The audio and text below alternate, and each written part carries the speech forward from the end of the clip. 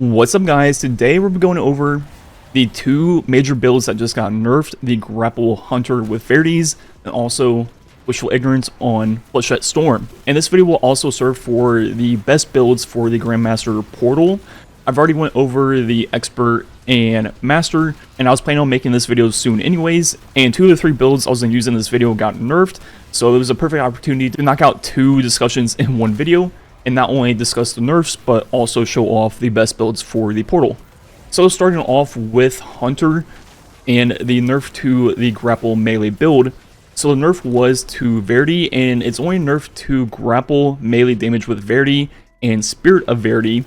Verity is unchanged for all of the other grenades in the game, and what the change was, going into this DLC, they made all melee damage buffs additive and not multiplicative.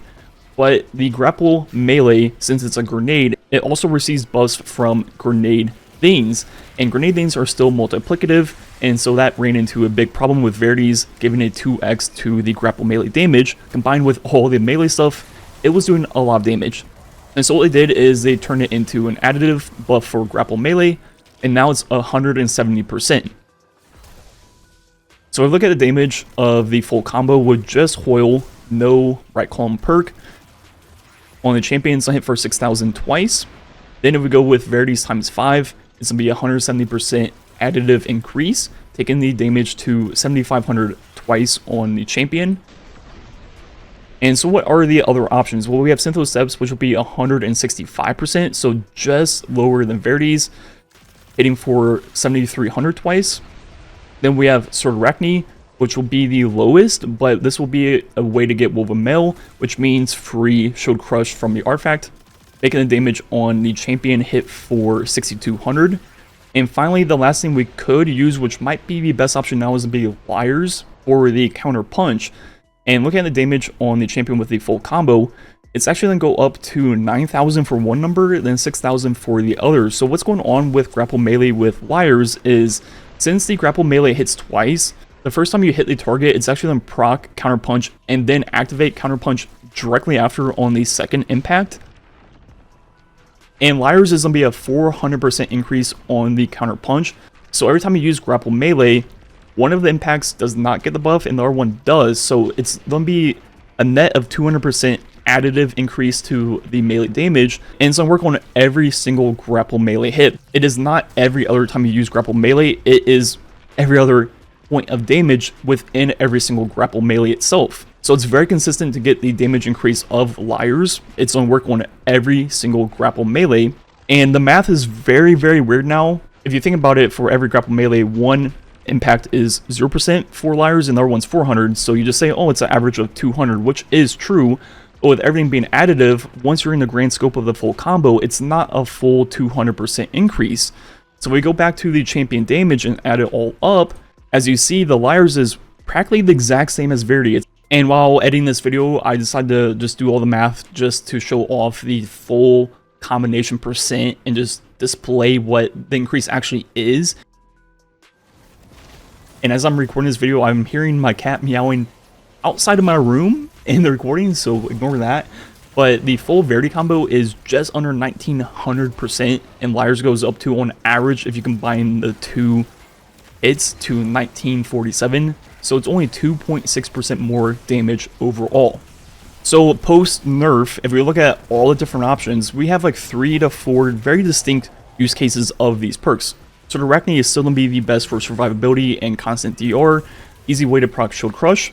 Then we have Verities, which will be pretty close, basically tied for the highest damage, but more importantly, in my opinion, it's still going to be the highest uptime on Grapple with the increased grenade recharge rate. Then we have Syntho and Liars. Syntho will be probably the most consistent way to get combination blow times 3 up and going, and Liars will be technically the highest damage and also incredibly consistent. No setup at all, will work on every Grapple Melee hit as long as the enemy has enough health to actually survive past the first impact. So overall, Verity was a huge outlier for this combo's damage and damage in the entire game.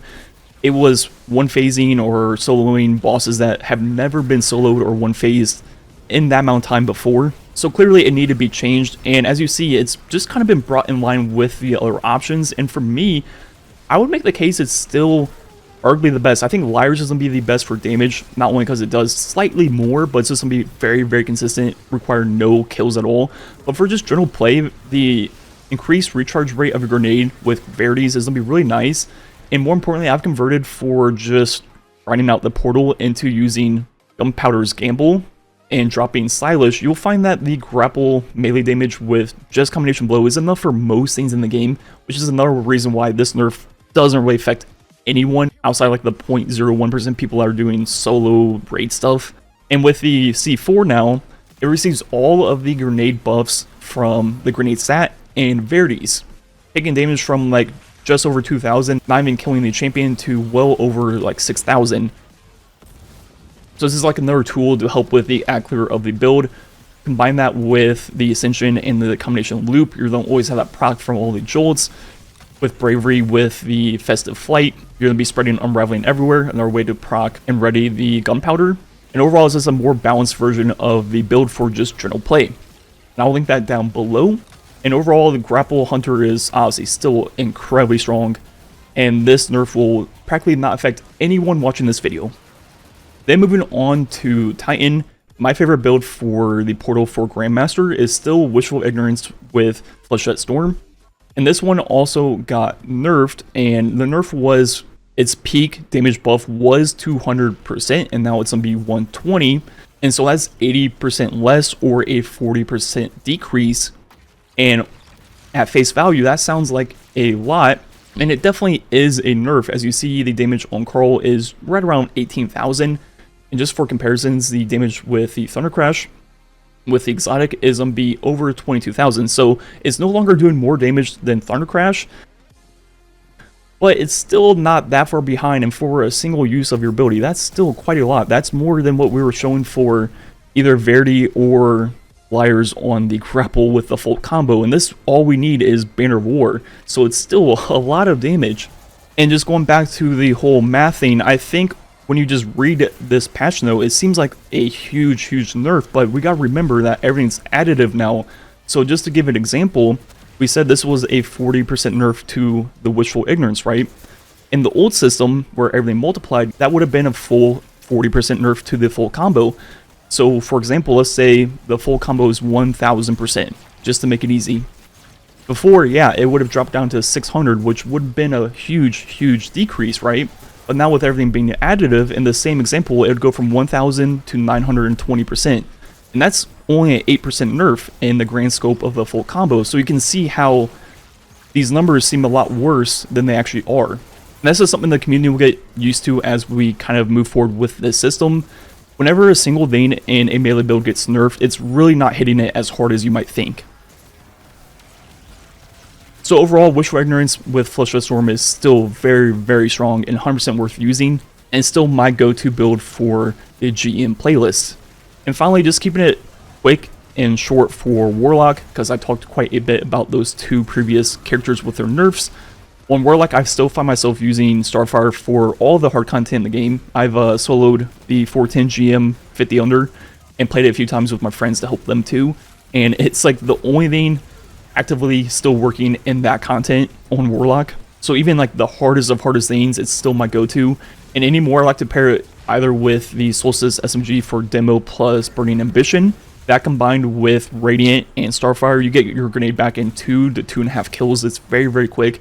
And then for harder content, I usually swap over to the new Solar AR. I can't think of what it's called off the top of my head, but it also has Burning Ambition and Hill Clip, I think. And I use that for very hard stuff.